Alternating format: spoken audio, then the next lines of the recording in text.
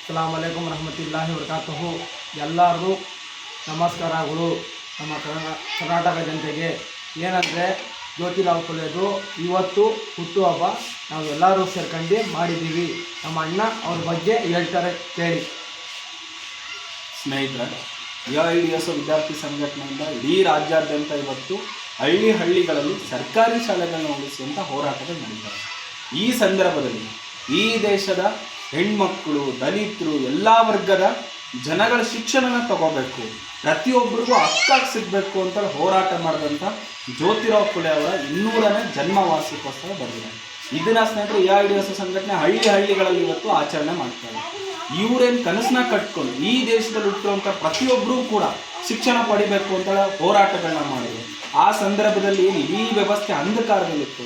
ಅಲ್ಲಿ ಹೆಣ್ಮಕ್ಳು ಓದಿದ್ರೆ ದೊಡ್ಡ ಅಪಚಾರ, ಆಮೇಲೆ ದಲಿತರು ಓದಿದ್ರೆ ದೊಡ್ಡ ಏನೋ ಅಘೋರ ಮಾಡಿದ್ರು, ಅನ್ಯಾಯನ ಮಾಡಿದ್ರು, ತಪ್ಪನ್ನ ಮಾಡಿದ್ರು ಅನ್ನೋ ಥರ ಕೆಟ್ಟದಾಗಿ ಬಿಂಬಿಸ್ತಾ ಇದ್ರು.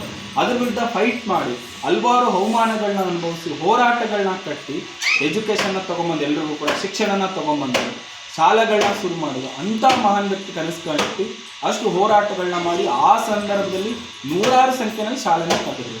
ಆದರೆ ಇವತ್ತು ಸರ್ಕಾರ ಅವ್ರ ಹೆಸರುಗಳನ್ನ ಹೇಳ್ತಾನೆ, ಅವ್ರ ಹೆಸರುಗಳು ಉಚ್ಚಾರಣೆನ ಮಾಡ್ತಾನೆ, ಇವತ್ತು ಅವ್ರುಗಳಿಗೆ ಮೋಸ ಮಾಡ್ತಾರೆ. ಆ ಮಹಾನ್ ವ್ಯಕ್ತಿಗಳ ಆಶಯಕ್ಕೆ ಇವತ್ತು ಮಣ್ಣೆರಿಸ್ತಾ ಇದ್ದಾರೆ.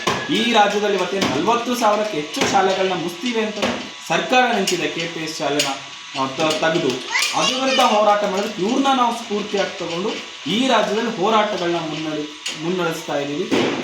ಈ ಹಿನ್ನೆಲೆಯಲ್ಲಿ ಈ ರಾಜ್ಯದಲ್ಲಿ ಒಂದೇ ಒಂದು ಸರ್ಕಾರಿ ಶಾಲೆನ ನಾವು ಮುಚ್ಚಕ್ಕೆ ಬಿಡಲ್ಲ.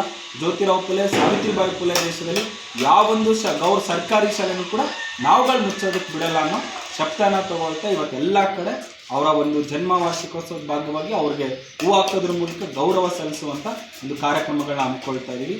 ಈ ದೇಶದ ಜನ, ಈ ನಾಡಿನ ಜನ ಇವರ ವಿಚಾರಗಳನ್ನ ಆದರ್ಶವಾಗಿ ತಗೊಂಡು ಸರ್ಕಾರಿ ಶಾಲೆ ಉಳಿಸೋದಕ್ಕೆ ಮುಂದೆ ಬನ್ನಿ ಅಂತ ಕೇಳ್ತಾ ಇದ್ದೀವಿ.